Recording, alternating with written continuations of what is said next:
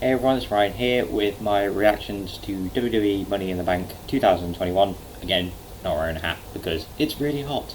And also apologies if you do hear any noise outside. It has been a very noisy day most of the day. They've been doing some roadworks all day.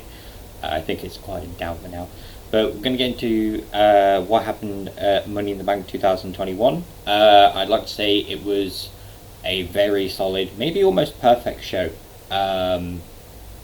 I had a lot of fun watching it. I was watching it with a few friends. There's a lot of great moments in it. One match at first I was sort of a bit annoyed with the result for it, but sort of looking back on it, it kind of is fine because the match itself was really good, and then like things that were happening during the match sort of made it feel a bit better, and like maybe it's leading to something else. We'll start with the pre-show. Oh yeah, I didn't get back from work till like 5 to 1, so I missed the pre-show. But basically, the Usos beat the Mysterios for the SmackDown Tag Titles. Jimmy, I believe, rolls up Ray, and then Jay is using his foot or feet as leverage from outside the ring to basically keep the roll up on.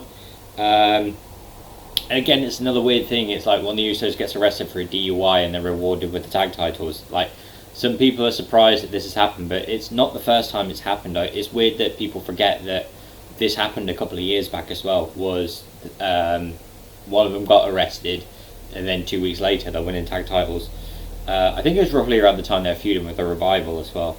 The Usos now have the tag titles. Roman Reigns at the time has the Universal Championship, so the whole bloodline has gold now.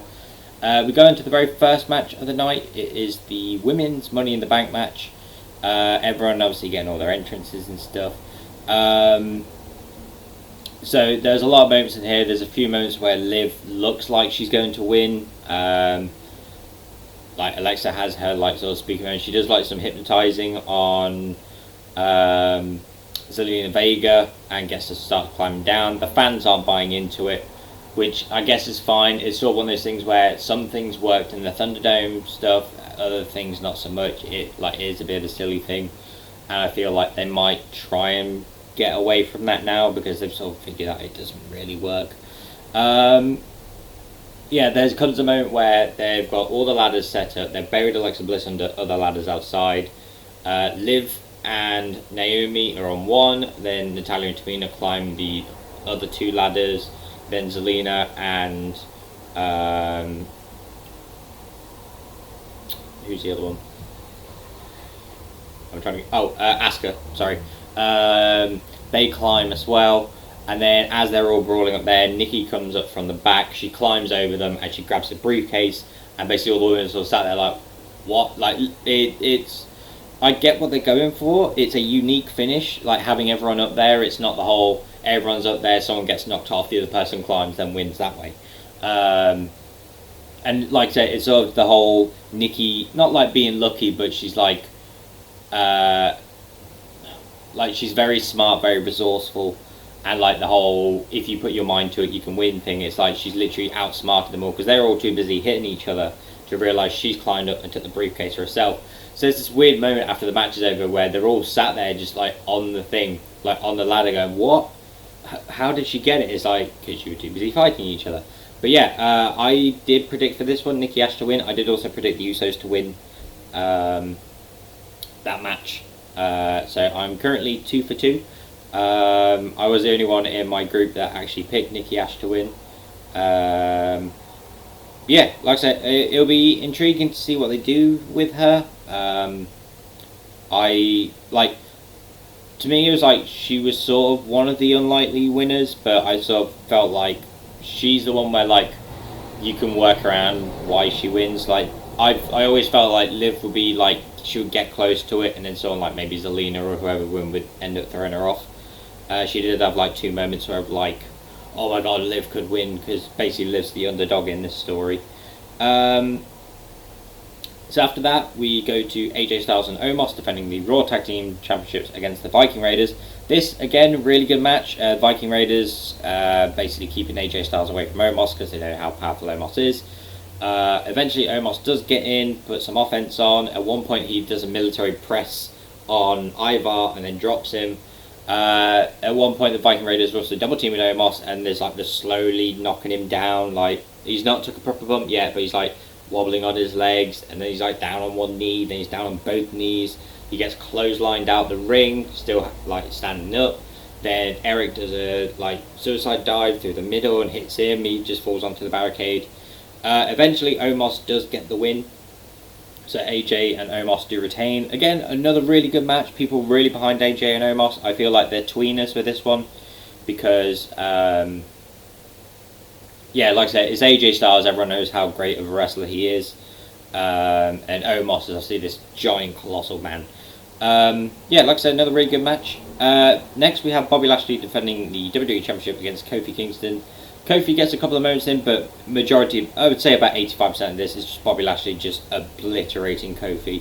I thought at one point it was going to be a referee stoppage because he puts him in the hurt lock, lets him go, hits him with a big move, hits him with a spear, hits him with a choke slam, hits him with a dominator, gets him up again, another dominator, and then eventually he gets Kofi up, and Kofi, just with whatever effort he has left, just has to tap out.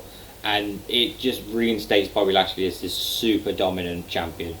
Like the Raw before, where he's literally saying, right, enough of this, enough of the women, enough of this VIP lounge.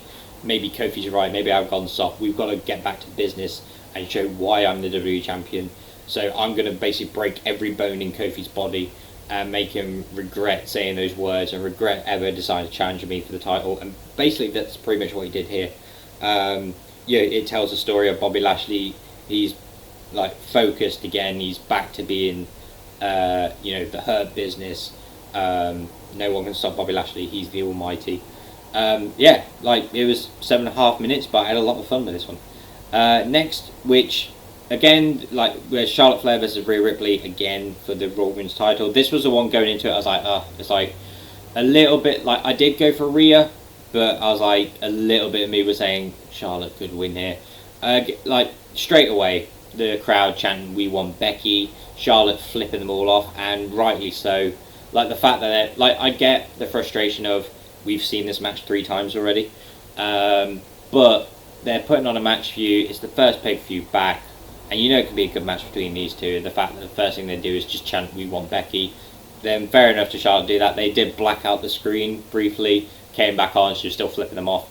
Yeah, these two turn the story that they've been telling is Rhea's trying to be one step ahead of Charlotte. Charlotte's trying to find new ways to outsmart Rhea. The leg being the weakness, because obviously they both have submissions that work on the legs. Again, like they managed to work the crowd back in. Like this was the one where I was originally annoyed with the finish, but looking back at it, the way they worked the crowd back into their favour. Fair play to them. It was a really good match between the two of them.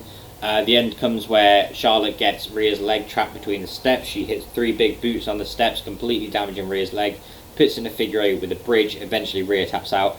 And Charlotte is now a 14-time women's champion. This will probably lead to another rematch. I really hope it doesn't. Because, like I said, we've already seen it 3 times. I don't think we need to see it another time.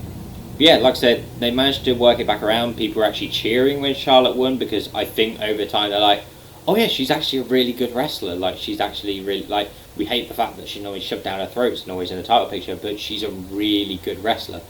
And, like, brought out this new level of Rhea Ripley. So yeah, Charlotte Flair wins the title. We'll have to see what happens on Raw. Then we get, for me, what I think was match of the night. The men's Money in the Bank ladder match. We did have a promo from Drew before. Drew was originally booed when they had the backstage segment with him, and then he sort of worked them back into their favour because he was sort of like getting everyone to cheer, like basically getting everyone to like go, oh, Fort Worth, Texas, let's hear some noise and all this stuff. And then he almost ruined it by going, everyone loves story time with Drew. I've got another story for him. Like, oh god, here we go again. Because basically his thing is, I'm going to tell you some Scottish and mythology stories. And this was literally, it's a story of how Drew McIntyre is going to go into Money in the Bank, kick everyone's head off, completely brutalise everyone on ladders. He's going to climb the ladder and he's going to win the briefcase. It's like, yeah, that's a fine story. I like that story. Yeah, we've got, in this one, we've got Drew McIntyre, John Morrison, Riddle, Ricochet, King Nakamura, Kevin Owens, Seth Rollins, and Big E. Yeah, this was a fantastic match. Straight away, Riddle and Ricochet hitting high-flying moves. It was incredible. Yeah, everyone hitting really good spots. John Morrison and Seth Rollins arguing over who's the king of drip was quite funny, and then them working together for a while. Morrison hitting some great moves here. There is one, unfortunately, where he does this sort of like weird spinning corkscrew elbow drop, but with the camera angle, it looks like he hits Drew, but I don't think he actually gets any of him. But it's fair enough, you know. They had the camera angle to work it off. Yeah, a lot of like brutal spots in this. They set up a ladder between the announce table and the ring apron, and you're like, well, someone's going to die here. I originally thought it was going to be like Ricochet getting power bombed, sort of like the whole Sin Cara thing several years ago. Eventually, it is Kevin Owens gets power bombed by Seth Rollins, and the spot looks brutal. I think Kevin lands with his neck. I really hope he's all right. Seth's then climbing, think he's going to win.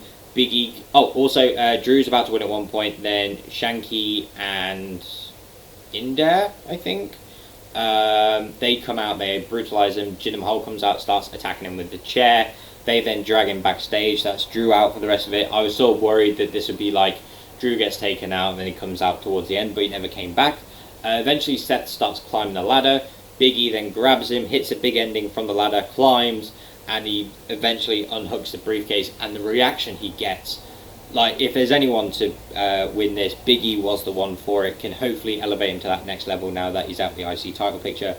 Everyone loves the fact that Big E won.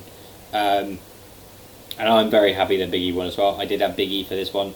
Yeah, so far, my predictions. The only one I got wrong was Rhea Ripley, because obviously Charlotte ended up winning. And yeah, like I said, Big E winning, absolutely fantastic. The reaction to him was fantastic. This was an amazing match to watch. Definitely one of the top Money in the Bank ladder matches. Obviously, going into it on paper with who you got, you're thinking this could be a great Money in the Bank ladder match, and it lived up to it, which was great. Then we have the main event: Roman Reigns versus Edge in the singles match for the WWE Universal Championship. This one goes for over half an hour. Most Roman matches do. It's sort of like there's a lot of back and forth moments. There's a bit where the referee gets taken out. Roman then goes to grab the bit off the chair that's become the thing, obviously, with the like crossface that Edge has been doing. He goes to put it on Edge. Edge stops him. Edge then puts it on Roman. The Usos come out to try and help. And then the Mysterious follow shortly. They take care of them, so they're out of it. Seth Rollins eventually comes out and super kicks Edge. There was also a great bit when Big E was celebrating.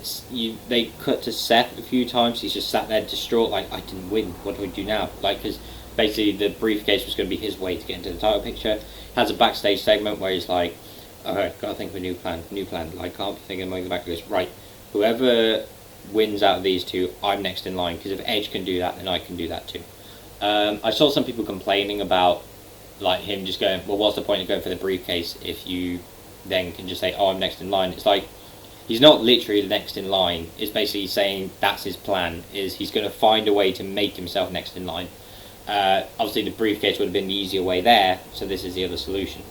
Yeah, Seth comes out, super kick to Edge. Roman then spears Edge and wins.